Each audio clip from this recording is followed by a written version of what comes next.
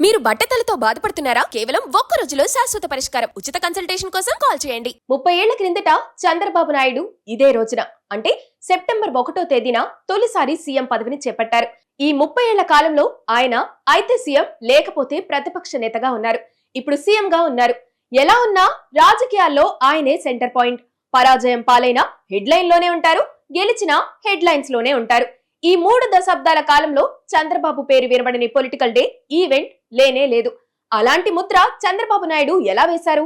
Chandrababu Naidu CM అయ్యే వరకు అభివృద్ధి అనే మాట రాజకీయ పార్టీల నోట నుంచి వచ్చేది కాదు. ఆ మాట గురించి మాట్లాడితే ప్రజలు ఓడిస్తారని అనుకుంటారో, ప్రజలకు సరిపడని అంశమని అనుకుంటారో, కానీ దాన్ని ఎప్పుడూ రాజకీయ ఎజెండాగా మార్చుకోలేదు. కానీ చంద్రబాబు మార్చుకున్నారు. పాలనా పగ్గాలు చేపట్టిన వెంటనే తాను ప్రజల్ని బాగు చేయడానికి ఏం చేయగలనో అన్ని అమల్లోకి తెచ్చారు. ప్రజల వద్దకు పాలన తీసుకెళ్లారు. 20 ఏళ్లు ముందుగా ఆలోచించి ఐటీ ఇండస్ట్రీని హైదరాబాద్ కు తీసుకొచ్చారు. భూమిపై లేని వైఎస్ నుంచి విద్యా సంస్థలు పెట్టుకున్న మోహన్ బాబు వరకు అందరూ కంప్యూటర్లు కూడు పెడతాయా అని ఎగతాళి చేశారు.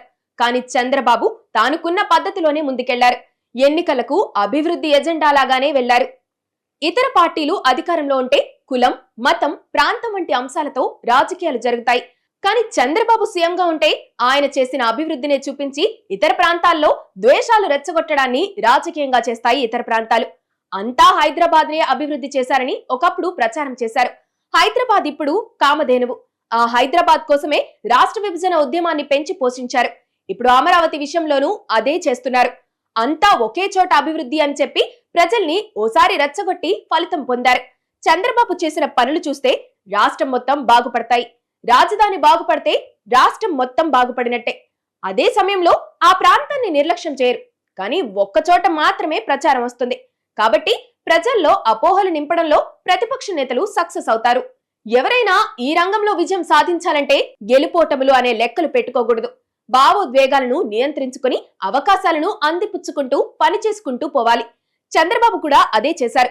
నిజానికి 2014-19 మధ్య విభజిత ఏపీని ఆయన గాడిలో పెట్టిన తీరు అద్భుతం. అటు సంక్షేమం, ఇటు అభివృద్ధిని ఎవరూ వంక పెట్టలేరు. కానీ ఆయనకు ఘోరమైన ఫలితాలొచ్చాయి. ఇంకొకరైతే డీలా పడిపోతారు. కానీ చంద్రబాబు ఫలితాల తర్వాత తన కళ్ళల్లోకొచ్చిన నీటి చెమ్మను తుడిచేసుకొని మళ్లీ తన పనిలో పడిపోయారు. ఎన్ని కష్టాలొచ్చినా వెనక్కి తగ్గలేదు. మరోసారి సీఎం అయ్యారు. చంద్రబాబు నేటి తరానికి ఓ రోల్ మోడల్. ఆయనను రాజకీయంగా వ్యతిరేకించవచ్చు, కానీ జీవితంలో ఎలా ఎదగాలి, ఎలా కష్టపడాలి, ఇష్టమైన విజయాలను సాధించే వరకు ఎంత స్ట్రాంగ్ గా ఉండాలన్నది ఆయనను చూసి నేర్చుకోవచ్చు. ఆయన రాజకీయ పయనమే అద్భుత పాఠం.